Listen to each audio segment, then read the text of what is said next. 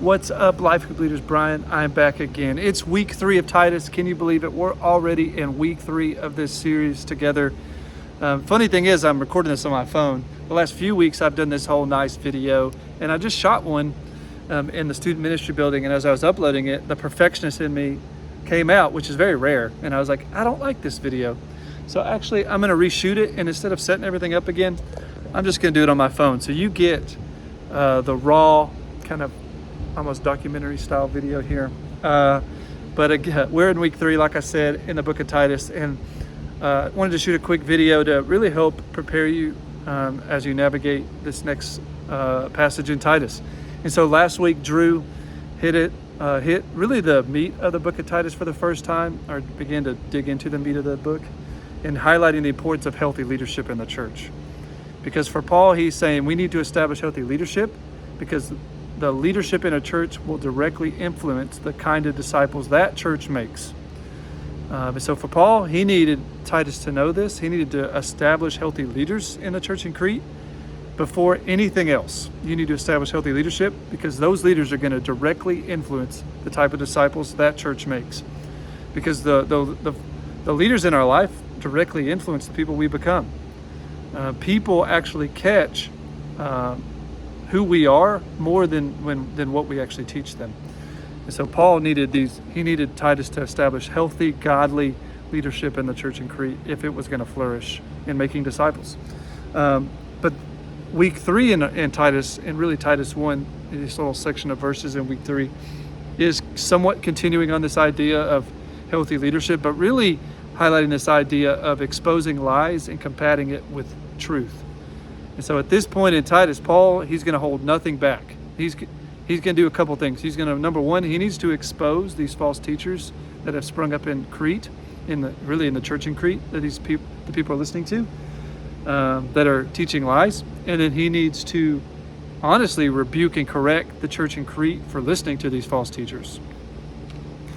But for Paul, really the main thing he wants Titus to understand, and really even us to understand, is you can assess a person's message by the type of fruit that it produces in the listeners.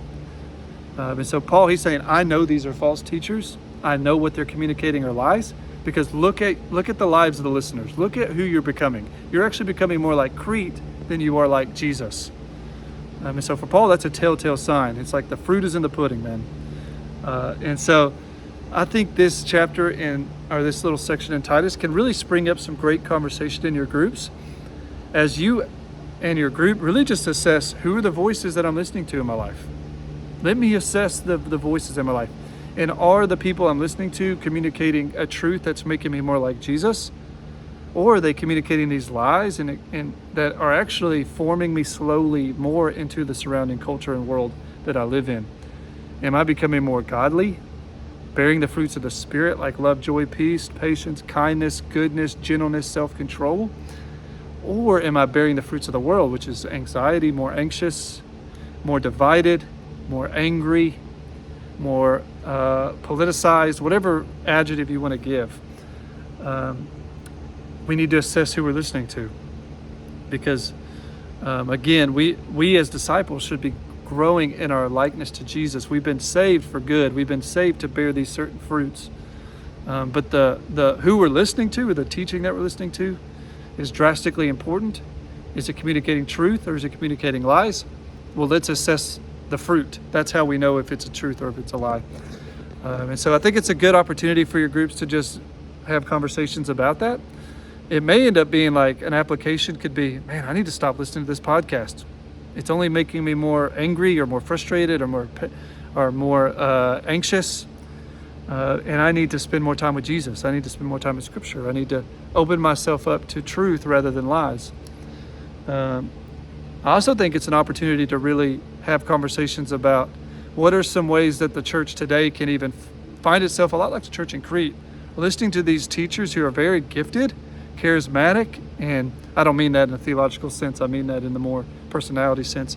Charismatic and gifted, who actually aren't communicating the truth of the gospel. They might actually be communicating false doctrine.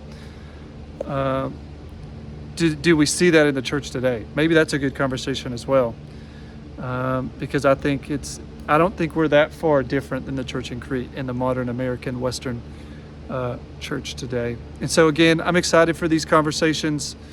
I hope that these videos are helping set you up for these conversations. Hopefully you're doing the work before group to really be prepared to guide and lead these conversations throughout the book of Titus. Because again, we want our people to grow. We want our people in our group, I know all of us do, we want them to become more like Jesus. And Titus is a great opportunity for that. So again, I'm encouraged by you guys. We've had a great start to the fall with our life groups. I'm expecting and excited for what God's got for our life groups the rest of the fall and as we journey through the book of Titus. And I'll see you guys on Sunday and hope your groups go well over the next week.